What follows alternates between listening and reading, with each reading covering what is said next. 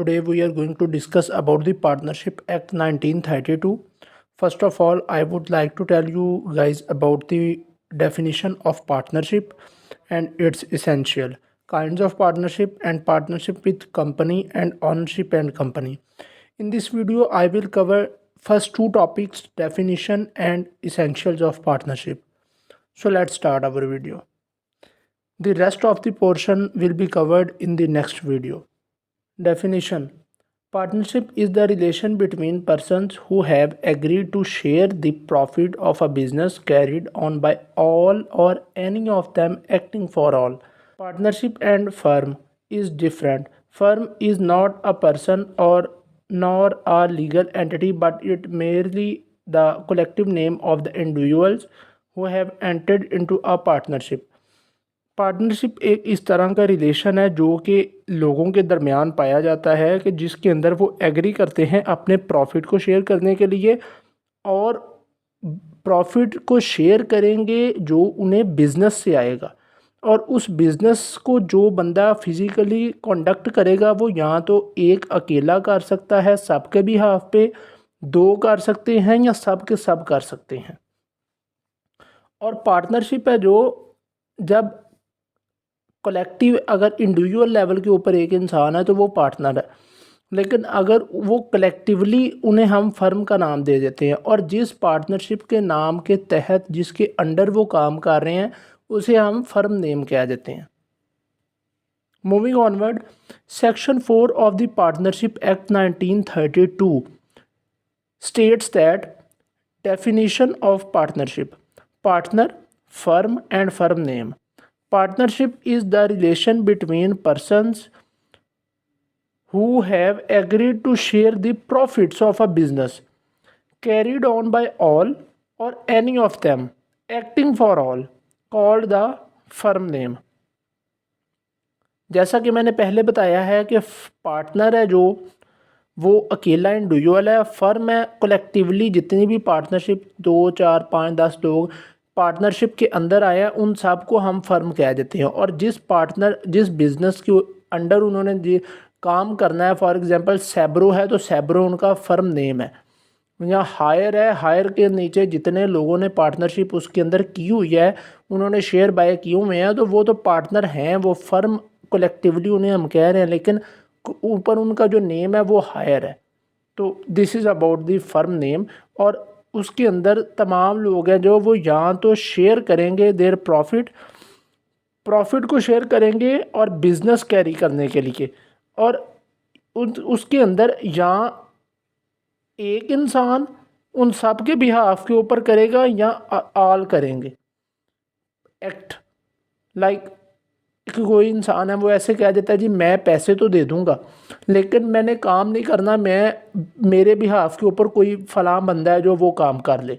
तो वो फ़लाँ बंदा है जो, या कोई भी है, पर्सन बी है, ए पर्सन ने कह दिया मेरे पास पैसे हैं, बी पर्सन ने कह दिया मेरे पास स्किल्स है, मेरे पास एक्सपीरियंस है, मैं एक्ट कर सकता हूँ लेकिन मेरे पास पैसे नहीं है, कैपिटल नहीं है मेरे पास। तो इस तरह ए पर्सन नहीं करेगा और बी है जो वो उसके बिहाफ के ऊपर काम करेगा।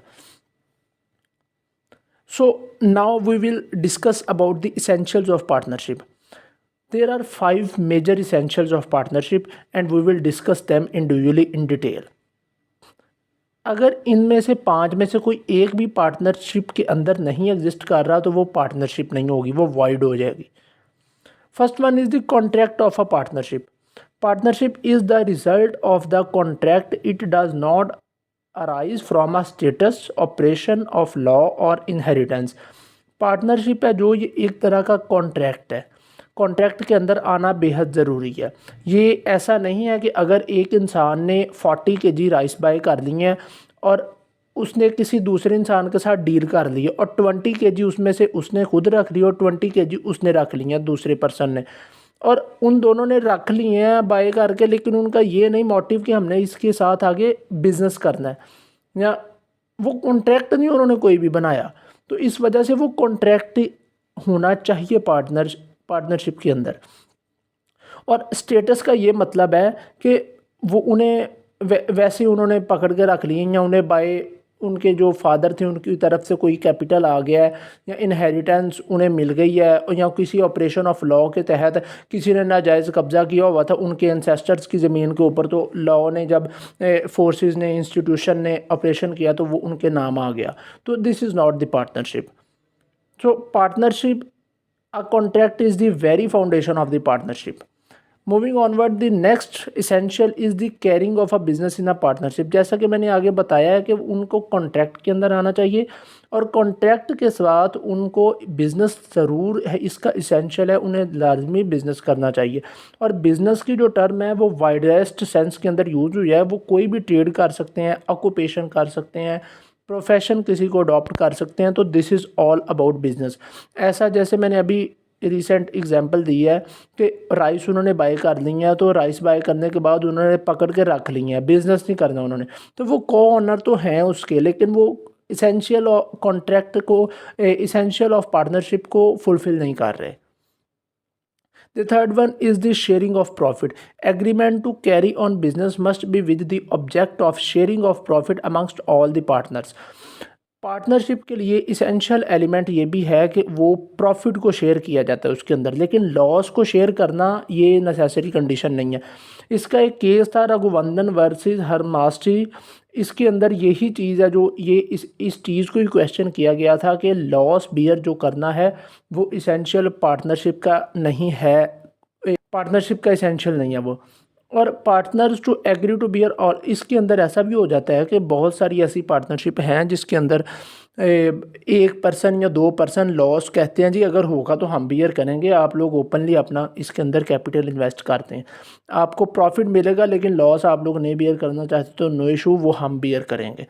तो पार्टनरशिप के अंदर प्रॉफिट लाजमी है, इसका इसेंशियल है, लेकिन लॉस इसका इसेंशियल नहीं है। Mutual agency in a partnership. Business must be carried on by all the partners or any one of them acting for them. There must be a mutual agency. So, also is in this, it is also an important essential that the one person can act on the behalf of all, or all persons collectively act about their relevant, about their assigned tasks, so they can collectively work or they can individually work, or the one or two can work on the behalf of all. So every partner is both an agent and principal for himself and other partners. He can bind to his act the other persons and can be bounded by the acts of the other partners. So the fifth one is the maximum number of partners in a partnership. At least two people are necessary to constitute a contract. So the Partnership Act of 1932 does not mention anything about the maximum number of partners in partnership firm, but as per the Companies Act 2017, a partnership consisting of more than 10% for a banking business and more than 20% for any other business would be considered as illegal. So Companies Act provide the numerical data about the number of persons in the partnership. In this, for banking businesses maximum number are 10, and for the other businesses maximum numbers are 20. More than these persons the contract would be considered as void. So hence these should be regarded as maximum limits to number of partners in the partnership firm. So at least it is necessary condition to constitute a contract by two persons, and same is the case with the partnership. The minimum number of persons is two and the maximum number of persons are not provided by Partnership Act 1932. So here our lecture is concluded, and I will cover about the kinds of partnership, the relation between the partnership and company and co-owner, and partnership and the company and co-owner. So I will discuss all these aspects in detail.